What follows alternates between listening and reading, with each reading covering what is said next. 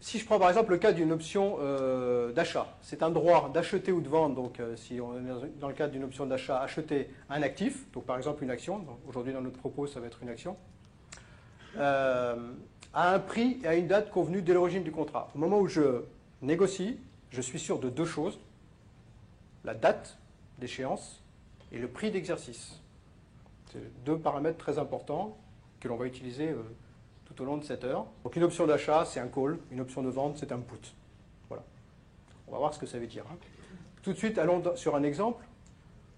Si je parle d'un call FTE 20, FTE c'est France Télécom, / juin 10, c'est une option d'achat de 100 titres. Pourquoi 100 titres? Parce que c'est un marché organisé et il se trouve qu'en France, sur Euronext, la quotité d'un call sur des actions françaises, c'est 100 titres. Ça aurait pu être 1000. Bon, c'est quelque chose qui est assez universel. Aux États-Unis, c'est aussi 100 titres sur les actions.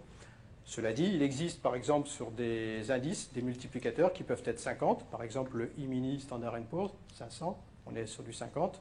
Ou le Standard & Poor's, le vrai, et là on est sur du 250. Sur le pétrole, vous allez avoir un multiplicateur à 1000, etc. Donc, quand on intervient sur un nouvel instrument, la première chose à faire, c'est d'aller sur le site internet de la place financière sur lequel on intervient et on lit les contrats.